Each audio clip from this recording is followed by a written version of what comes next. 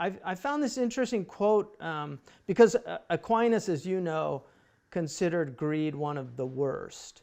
And because so much, and probably from Timothy, the idea that philargia, the love of wealth or cupidity or avarice is the root of evil. But James Ogilvy said a very interesting thing, kind of explaining that. He said, greed turns love into lust, leisure into sloth, hunger into gluttony, honor into pride, righteous indignation into anger, and admiration into envy. If it weren't for greed, we'd suffer fewer of the other vices. Well, what that suggests was precisely that that greed is the root of evils. It also suggests that we shouldn't interpret greed too narrowly as having to do with material things or material wealth. That what greed consists in is wanting more than is good, wanting more than it is good to have. If you want, if you admire in an immoderate way, that will turn to envy. If you love in an immoderate way, that will turn to lust. It's the thing that corrupts other things and creates the six other deadly sins.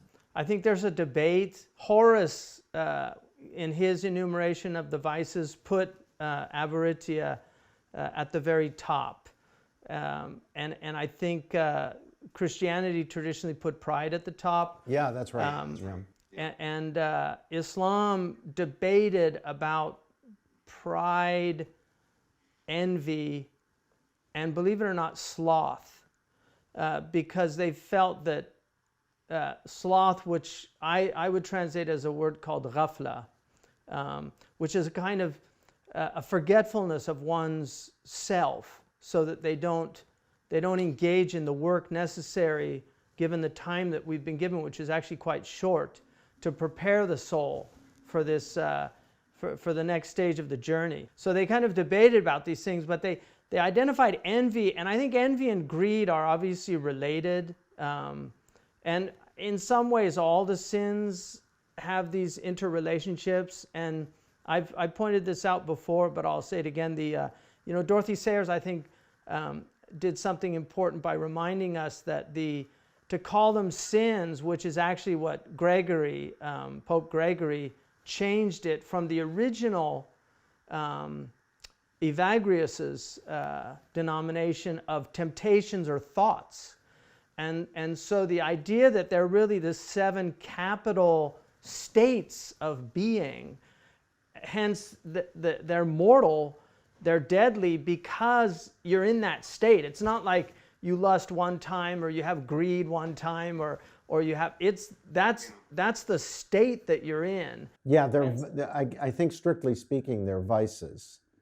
Right. There's a habitus. The habitus, exactly. In the same way that the virtues are habitus. This is where that's the state of being. So right. You've got a dynamic orientation in a direction. So you're right. going to be there on autopilot unless something turns you around or you right. turn yourself around. Some repentance is required. Right. This is exactly what Hume denied. Hume believed that our actions simply went off from us and their effects were entirely in the world external to us and not internal to us. So he misses the whole Aristotelian idea of virtues and vices. And I think that's why Aquinas deals with the virtues and vices in his section on habitus. Yeah, that's right.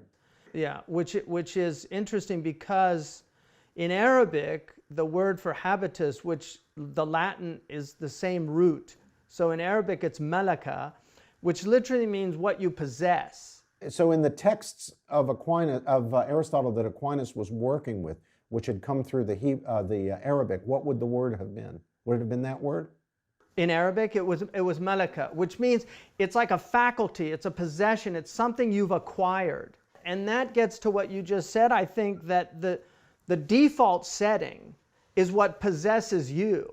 And the habitus is where you take possession. So you actually you're in control. It's no longer controlling you as a kind of default setting, and hence the psychomachia, right? This battle between the vices and the virtues.